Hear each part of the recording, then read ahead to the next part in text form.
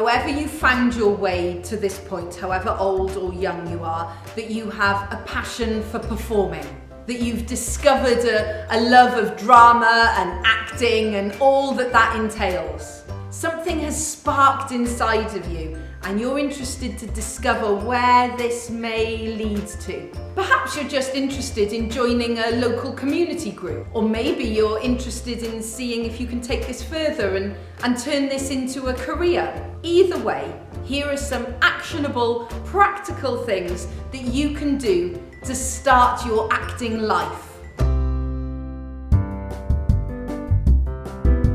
Find your local community groups of either theatre makers or filmmakers. Best place to start, of course, is social media. But it's more than likely that in your local area you'll be able to find evening classes where you'll be able to work on these skills and build up a network of like-minded people.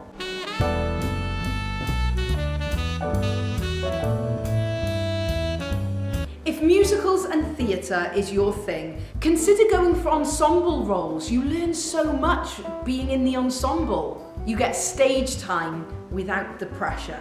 Try out different groups. Don't give up after one night in one group. It will take a while for you to find your tribe. Get used to offering your services, your talent to local indie filmmakers and colleges. Be useful, flexible, resourceful, but at the same time trust your gut, and if you don't want to do a project, you don't have to do it, but try new things and push yourself. That's my radar. Books.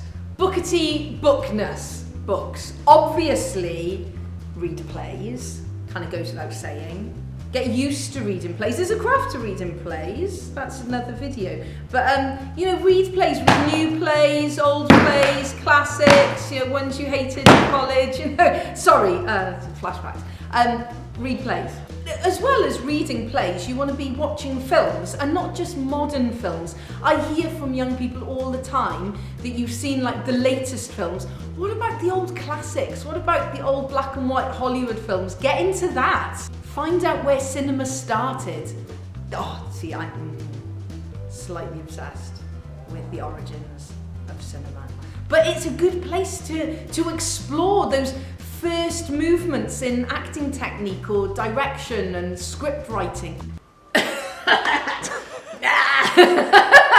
Books about acting, that's what you want to be reading as well. The Stanislavski books, this is great, I love the Meisner one. Just the font on that book is enough to make you feel smart, isn't it? It's going back to that thing of having different reference points. It's not the be-all and end-all of everything. You don't want to follow it by the letter, but you want those tools in your toolkit. And it's a starting point. Read a book about Stanislavski's teaching, and then watch Marlon Brando or watch Shelley Winters in a film and see that acting technique on the screen. Read some autobiographies. I feel like why they just need to go now. I just don't need to be holding the books. You learn so much about the era that they're writing about and the style of acting, and that changes. By generation to generation, these acting styles change. It's really fascinating to look back at what those different styles were.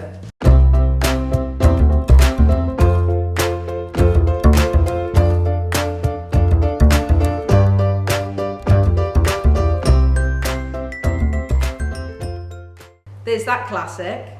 I don't want to be